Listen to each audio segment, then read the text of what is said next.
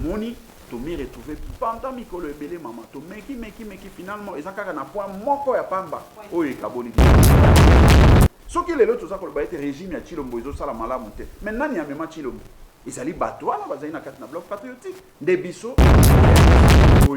Tu constater la cellule politique, mais au-delà de la cellule politique, il y a déjà héritage mandat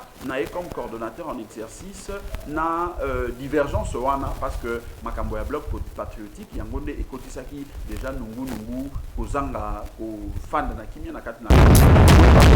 non secrétaire général ya nouvelle lampe akenda ka signer kate na lobaka yango tango nyonso mama ozali ba pandisa ngozali ba maele mokanda onga na signaka eza mokanda ya ba force sociale et politique na signa mokanda moko na kombo ya bloc patriotique donc na kangi parenthèse donc on l'a dit que soki moto aye ko ba été bango pe bakota na bloc patriotique to tika kota na bloc patriotique dazali mokonzi mama peuple moto a bengaki ba leader banso bazala esika moko po ete ba faire exister la muka peuple moto a tombola ba leader wana bakoma na niveau bakoma Adolphe Muzito ndenge bango tu bakoma wana peuple moto a tombola kabiso sika soki moto moko alobi ete peuple yo so tomboli ngai ekoki okomi zoba na tina na yo te na kosala o motema na ngai elingi ezali liberté ya moto wana ezali pe droit ya moto wana biso eloko toyebi ezali ete tozali na kati na lamuka tozali kobunda bitumba ya lamuka comme plateforme politique ya résistance pe tokokoba bitumba wana soki moto moko alingi ami accaparer lamuka ben wana ezali ndenge na lobi liberté na ye pe peuple nde moto s'en charger na ye biso toyebi ete mandat na biso ezalaki ya 6 mois ekoki topesi flambeau en toute légalité et en toute honnêteté tozali kozela 6 mois ekoya tokozwa lisusu certainement ndenge mobeko convention na biso prévoir yango le reste ezali bisote ezali de peuple parce que bitumba ndenge balobaka soki okili politike ekolanda ata na sani ya kolia to mpe na mbeto ya kolala oyo koloba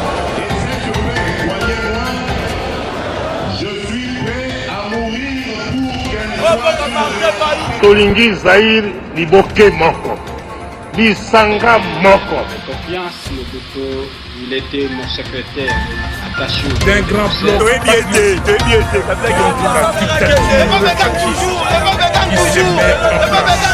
D'abord, merci de l'opportunité que vous m'accordez pour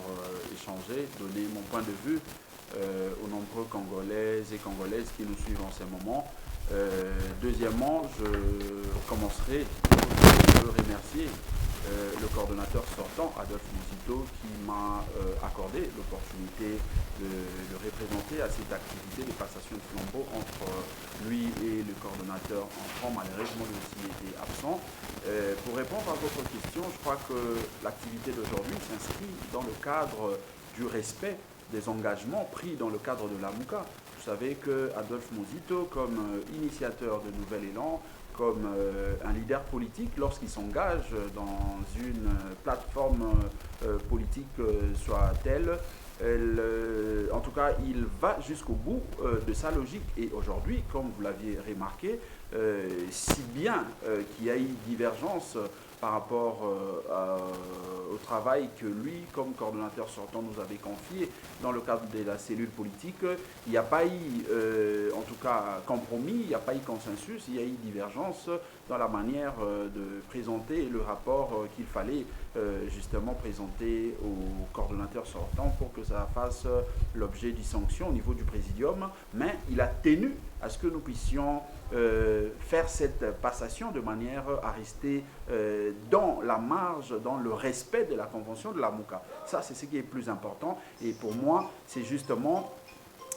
ces gestes ou ces actes républicains, ces gestes républicains qui s'inscrivent dans la logique du respect des engagements, du respect surtout de notre peuple qui est le souverain primaire, qui me retient, qui me pousse à dire que effectivement, au-delà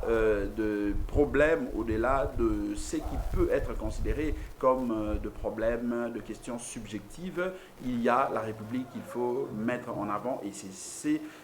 ça même le sens de l'acte que venait ou qui vient de poser Adolphe Muzito par le truchement de son représentant que je suis. Adolphe Muzito azali leader oyo azali kubunda bitumba ya politique pona intérêt songolo to pakalate. Adolphe Muzito azali moto oyo azali kubunda bitumba ya politique pona intérêt à peuple pona sens ya république oyo azalaka na yango. Ce qui fait que lorsque azui engagement na ye na kopesa ndakisa tango Adolphe Muzito abandi bitumba na ye na lingomba palu oyo ya patriarche Antoine Gizenga malgré régime dictatorial il y a Maréchal Mobutu malgré Union surtout Maréchal Mobutu en fait représenté parce que Sengel Kolbaïti Adolphe Muzito azali inspecteur il y a finance n'importe quoi na kokai Kolbape na landi misolo na koti impair pour na sala mais afanda kino patriarche Antoine Gizenga auta en exil azonga na Congo pe akobi bitumba na ye na ndenge bakende ki Sun City après Sun City aya komi député à transition kino azwa na 2006 ba élection akomi ministre à budget premier ministre eza pona kolakisa sens ya constance na bitumba na ye donc tango akotaki la muka to petango abandaki même démarche ya kosala ete ba sangana elongo na baninga oyo ya ye na cadre ya la muka azalaki poussé dans mon côté. Ezalaki de sens, il y a patriotisme, sens républicain na le côté nationaliste où il y a zalaka na yango des mema qui est poète justement ayeba na ko travailler na sens wana. Mais maintenant que bakende ki Genève après Genève toye maponami et ça li était maponami yango et les kandenge obiso ban soto yebi ba lever option ba bito ki na résistance moni bandeko ebele ba leader ebele bakimi balongwe la muka mais ya zali koko bakino na moya lelo ce n'est pas parce que Azlingi a sepelisa moto songolo to pakala c'est parce que il a le sens du respect à mon engagement il a le sens du respect à peuple même soit azali souverain il a le sens il y a ko tambwisa bitumba politique o ya ye na ndenge ya libumute na ndenge ya mabengate na ndenge ya sentimente mais na ndenge o ya rationalité o ko sala ete to bimisa mboka na biso na kati na libulu o tozali na yango moni na moyi ya lelo malgré effectivement le lobby yango divergence oyo to constater la cellule politique mais au-delà de la cellule politique na lobby yango était il est déjà hérité mandat na comme coordonnateur en exercice na divergence wana parce que makambo ya bloc patriotique yango nde ekotisaki déjà nungu kozanga ko fanda na kimia na kati na lamuka mais lokola moto yazaka toujours na le côté constructif wana moto ça toujours na ko positiver par rapport ya bitumba o azali na yango na cadre ya peuple abengisaki cellule politique le 31 mai 2022 alobi na cellule politique bo sala mosala botala pona nini la muka lelo yo tokomi na situation oyo et pas bloc patriotique et pas toloba la muka finalement to lingi nini na kati na la muka bino cellule politique bo travailler botalisa bo sala évaluation botalisa so perspective ezali nini comme ça biso lokola ba leader toye bana ko s'appuyer na mosalo boko sala po ete to sauver bitumba ya la muka pamba te ezali bitumba ya bisote ezali bitumba ya peuple. C'est ça justement, Moussala Adolphe Muzito a pesaki biso na cadre ya cellule politique. Mais malheureusement, maman, et c'est Ngelito le Bayango to kasonite, outa le 31 mai 2022, to bandaki tangwa bengi biso, ekei ezongi boyoka nizala ki pe na cadre na cellule, parce que moto na moto azali koluka kobenda mo elamba koto ya ye kobenda mo kobenda finalement to yei quand même kokoma na date oyo ya passation alors ye lokola azalka toujours respectueux à ba engagement ndenge na lobaki alobi non quel que soit le fait que bozui consensus te compromis na mosala oyo ngai coordonnateur na pesa ki binote et sengeli bosala rapport pour préparer communiqué final de sorte que nas passé flambeau nandeko nangai Martin Fayulu pambate ngai tango nangai o convention ebongisi et si ekoki de moni to mi retrouver pendant mikolo ebele mama to meki finalement ezakaka na point moko ya pamba o ekaboni biso mais point ngo elobi ni point ngo elobi puisque to mona qui était bandeko na biso ya décidé ngonga moko basalaki nzela na cadre ya bloc patriotique moni bakoloba wa ete non secrétaire général ya nouvelle elampe akenda ka signer te na lobaka yango tango nyonso mama ozali bapandisa ngozali bato ya maele mokanda oyo nga na signaka ezala mokanda ya baforce sociale et politique na signa mokanda moko na kumbo ya bloc patriotique donc nakangi parenthèse wana mpona kolakisa ye ke soki moto aye koloba ete bango mpe bakotaka na bloc patriotique totikala kokota na bloc patriotique te donc makambo ya bloc patriotique tout le monde est bandeko na biso basali tout le monde est bandeko na biso baki ki sanga de basali congrès c'était une bonne chose biso to condamner en même makambo ya bloc patriotique peut to le but était basali mabe to le but était bazaki na droit na bango mais biso nde to boya ki pamba te to baki na kati na bloc wana mais ezali na badongolo miso oyo batie biso na situation oyo toza na yango lelo ya kobanda kolela makambo ya vérité des urnes soki lelo toza koloba ete régime ya Tshilombo ezosala malamu te mais nani amema Tshilombo ezali bato wana bazali na kati na bloc patriotique nde biso toboyaki omoni donc elingi koloba te ete puisque biso toboyi topekisa mpe bango baboya non bango bazali na liberté ya kosala oyo balingaki kosala baki basali congrès na bango badésigner Martin Fayulu candidat président de la République ya ici ce qui est normal na cadre ya parti politique parce que article 6 ya convention na biso ya lamuka na linéa na yango soki na bungi te ya mibale elobi ete mangomba nyonso ya lamuka baza na liberté ya kozwa contact na bango pe autonomie ya kofonctionner lokola parti politique tout ça sika oyo biso na point oyo ekaboli biso tolobi article 6 alinéa 2 wana to détailler yango toloba clairement makambo elobi pamba te bino baninga tomoni bosi bopozaki ba acte na sens oyo article wana eza koloba sika oyo lokola ekreaki mwa malentendu na opinion mieux vaut to clarifier situation wana de sorte que lobi biso nouvel élan tant que tu la congrès, tant que tu désigné officiellement candidat président de la République na biso, tant que tu kende na sens ya ba contact ou pour permettre de renforcer bitumba na biso na ba militant na biso pour être to longa et bi matli sous tel au col a été to violer convention à la muka. C'est dans ce sens là de tolinga qui était to clarifier alinéa 2 et article 6 ya convention. Mais baninga na biso ba c'est là qui na route to le ezali liberté, ezali droit na bino ya koboya. Mais du moins tout ça là alors concession total la nigne ezali malamu nous allons pourvu que to bombe la peuple vérité te ya maemazali koleka pour être et permettre tout ce rapport final tout ça la communiqué final oyo pour permettre été tango passation ba leader ba ça la passation à flambeau communiquer en étant baninga ba boy to bi bon OK donc la boboy ezali pe mabete eza droit na bino tout ça la PV à carence to faire constater était ezali bobelese na point moko nde kaboli biso baninga pe ba boy ko signer PV à carence wa bon moni lokola mwana mboka Adolphe Muzito asi abendaki mato ipamba te azali ndenge naza koloba wa azali na popo kabaka et pas wapi aza kotambola na espace grand bande de motumba koluka kimia na makambo eza koleka entre insécurité na partie ouest kolona biso alobaki esengeli bolekisa mikolo te esengeli passation à flambeau salem nde omoni lokola biso toza na culture ya kobombelaka peuple makambo te ya mwa kokendaka na nsima ya mokongo ya bato te tolobi yango polele ete tosali passation à flambeau mais sur fond ya divergence oyo wana divergence yango ezali te ete tokendeki koluka songolo pakala toni parce que nayebi ete badiscours ebele kolobama mais esengeli peuple ayeba ete divergence ezali sur le point qui consiste ou qui consistait à éclater ou à expliciter l'article 6 alinéa 2 de la convention à la Mouka où ils allaient parler sur la liberté na autonomie à la partie membre à la Mouka point bas parce que ba acte na sukawana maman ba acte où ils allaient se rapporter na liberté na autonomie à la partie on a déjà baninga na biso basi ba poser yango sika oyo soki to lobito clarifier un peu était lobita on biso peto ko sala et ça va sous qui elle était mabe ezali wapi maman c'est ça justement likambo et sali nongo donc o baninga ba sali ezali ninga na lobi congrès na bango eza droit na bango biso pe eza droit na monsieur sali sa congrès baninga basali désigner candidat président de la République na bango eza droit na bango convention prévoir yango biso pe toza na droit wana mais na ko rappeler au maman oui bien te na mikolo mileka ki kuna na kendeki na délégation mobimba na Kasai na Mbujimai pour inaugurer pe ko installer ba cellule na biso kuna pe ko inaugurer siège à nouvelle mais ba base na biso il n'y avait pas union sopé surtout qu'on a Mbujimai pe na ba province union surtout bazali kotinda mikanda lokola ngana za na secrétariat lokola secrétaire général na yambi na lobby intention à base na biso ezali ya komona Adolphe Muzito asa la candidat na biso na présidentielle na congrès au tozali ko bongisa oui pe bato ali boso baganga ki basaki makel ezali ba partenaire na biso batia makel ba bi mais pona nini bango ba kozala na candidat président de la République yango moni sur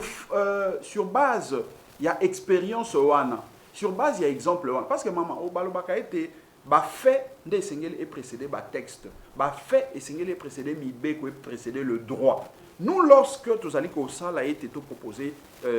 point où ekaboli biso na kati na communiqué final, ce n'était pas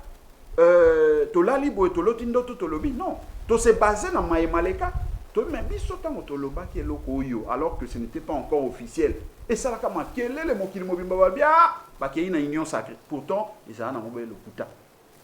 Mais les lois baninga bakei qui sangani basali congrès ba désigner pe candidat président biso nga na monto les bosio le kana itando ike ya robeta maboko na bi voilà ezakande pour ba parti politique moderne et fonctionnera le lenge wana yango to le baki était puisque question esali mo nungu to tia yango déjà na kati na mokanda de sorte que l'habitant to sala yango siko de manière officielle et ça la lisusu nungu te. C'est justement ça, maman Nangaï, maman Grâce. Mais pour nous, il y a la makambo été bango bakendeki na FCC Tony. Dans le lobby était bakendeki na FCC. Na lobby était basaki na bloc patriotique et pas oyo wapi na kati na ngoto mona qui peut battre FCC. Ça c'est un fait au mototu a ebi komona yango. Si quand ko loba était biso to kei na union sacrée. Maman Grâce oyebi était biso na nouvel élan to zali parti oyo to reconnaître hein balobaka na lopoto na lingala nini to zali ko reconnaître mototu liberté na droit na ya ko se tromper mototu asa na droit ya ko se tromper. Donc le fait qu'on a ba ndeko basusu ko loba ete biso to ki na union sacrée eza liberté na bon mais le plus important eza onga na ko yebisa yo ete to zali ba résistant. Adolphe Muzito bitumba na ya zali ko sala déjà na niveau ya Adolphe Muzito c'est un homme d'état. Azala député na mboka oyo, azala ministre ya budget, azala premier ministre, azala na sens ya l'état. Ozali penda ko mona ye et pas oyo ayebi ete azali na député te, et pas yo azali na sénateur te, azali sur le plan na niveau provincial na député te, azali na gouverneur te, azali ata na bourgmestre te, akende ko mikotisa na kati na lingomba moko boye union sacrée soi-disant po ete kaka asala bato moko esengo. Tope po ete azana besoin misolo, mais misolo ngo okende na yango parce que bomengo na ye ezali bana oya boti, bomengo na ye ezali ba koko oya ezali na yango, bomengo na ye ezali peuple congolais ezali ko reconnaître bilan oyo ya tikala ko salela etango alekaki na bokambi. Ce n'est pas par le fait ya kokende komit kotisa na pouvoir moko illégitime dès que ça a été Adolphe Muzito a existé. Adolphe Muzito existe comme personnalité politique. Adolphe Muzito existe comme leader politique. Les lois na bandi été ozali ko mona toki na kwa moto pa yo bato bazali ko kata bango moto bato bazali ko kufa moto moko te atikala ko koma kuna Adolphe Muzito le seul leader ya okita kuna na nzela ya makolo mama akei lelo na popo kabaka bande ko bakoyebi sote nzela ya popo kabaka wana et ça la plus d'une année ba atikala ko mona ta leader politique monte aleka nesika wana na ba conditions extrêmement difficiles à lobi na tiki bureau climatisé tout ça pour na nini ya ko sala c'est parce que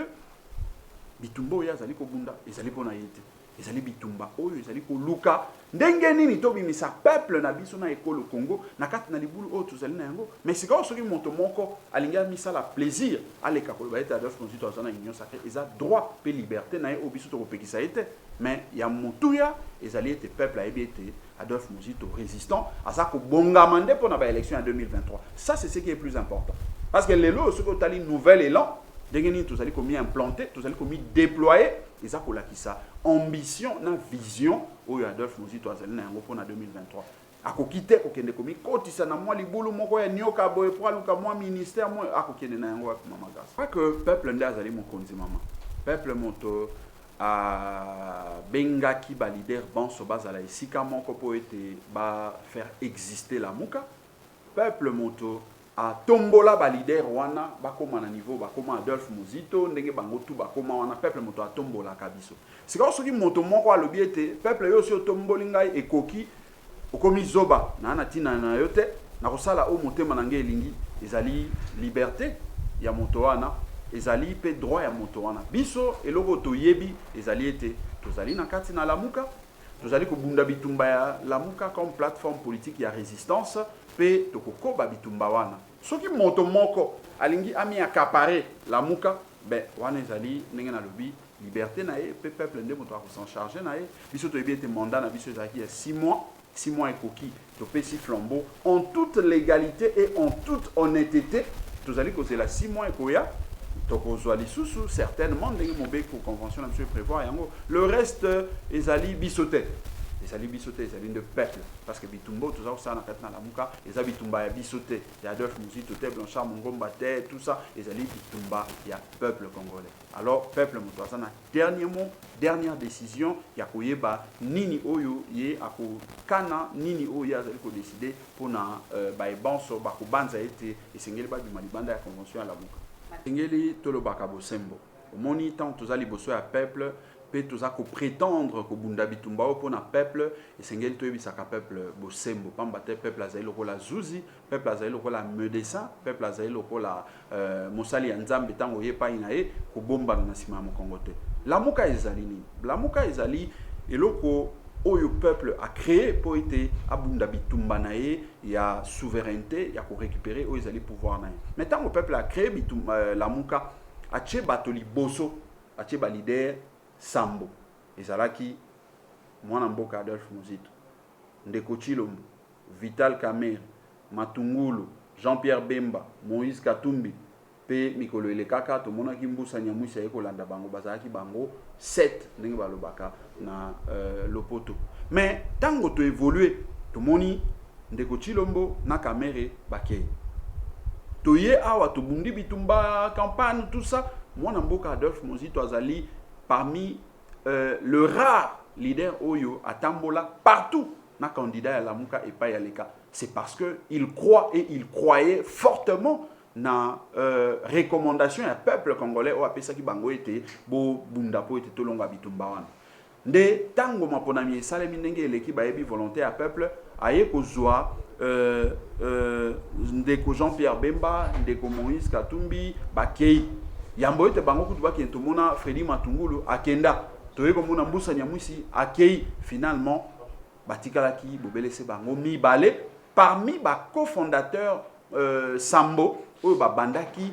lingomba lamuka au peuple apesaki bango bénédiction peuple apesaki bango o balobaka quitus peuple apesaki bango bongo mandat biso banso oyo tozali kolanda bango bobelese na sima. C'est vrai peuple pe apesaki biso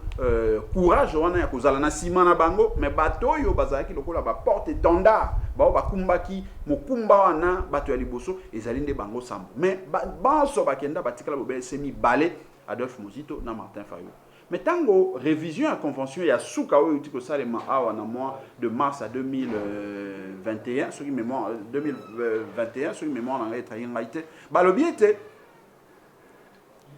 ba parti na biso ekozala lisusu ba leader kakate ekomi ba parti politique nde ba ekozala parti na bango nouvel élan na décidé ekomi ba parti cofondateur ya lingomba lamuka. Mais bango moko na volonté na bango ya ko reconnaître ete peuple apesa ki biso mokumba mais mokumba yango esengeli toyeba ete ezali pona bitumba yebnde peuple du esengeli to fongola bikuki po ete bato banso bakota nde ba ekoloba chaque leader oyo pembeni na ye azalaki na regroupement politique azalaki na association azalaki na moto oyo azalaki ko accompagner topesi ouverture de sorte que baya ko poussa nde moni lokola président Martin azalaki na dynamique de l'opposition ba parti autour bazalaki dynamique de l'opposition ba poussa ni po ete baya kokota na lamuka mais convention et l'objectif et sengeli ko formaliser et ça qui automatique tête la muki boba comme ba moko ba leader ya la muka et sengeli ko formaliser boyena mokanda batalete yo zala yi parti politique nini ADD Congo. OK, ADD Congo zala ki membre ya dynamique de l'opposition. Oui, celui ba oui, OK bon, c'est que ozala ki ne ba reconnaître était ozali mais étape wana mise en application il y a disposition à convention nano et salémenté ou ta coordination à président Martin Fayulu o ici là ka et kitani na oyo Adolphe Muzito oyo a hérité il y a conflit divergence à makambo ya bloc patriotique qui non amo il y a nano etikali ko salémenté alors koloba ete ba parti nyonso ezali na ndenge ya président Martin ezali kozala juste mingité parce que sur le plan strict il y a respect à texte lamuka na moya lelo ezali signé convention na ngoso de tal ezali signé par Adolphe Muzito leader ya nouvel élan et Martin Fayulu leader ya ECD. Donc yango nde ezali vérité donc ba ebanso bakoya et kozala formaliser na sima tango tokofongola procédure mise en application à disposition au ezali koloba ete collège de président et Sengeli et Bandako fonctionner. C'est ça, ce qui te dit que sincère et logique envers le peuple Nabiso. Donc le fait pour Nabandeko Bazai qui na dynamique aux la pembeni président Martezali et ali soumuté les droits na ba. Maître Blanchard Mungomba, ce qui 6 mois et qui là on a décidé de couper cette neuf flambeaux pour ça l'année. Ezali droit et liberté au ya bango mais biso toko faire constater liberté na droit na bango ou na kati na convention soki ezali ko régler yango lo lengenini parce que moni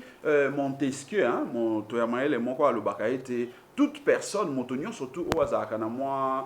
pifo azaka na tendance ya ko sala makambo ya liboma hein makambo ya moi ko leka ndenge oyo esengeli alors bato banso wana oyo asaka makambo na moi ndenge oyo leki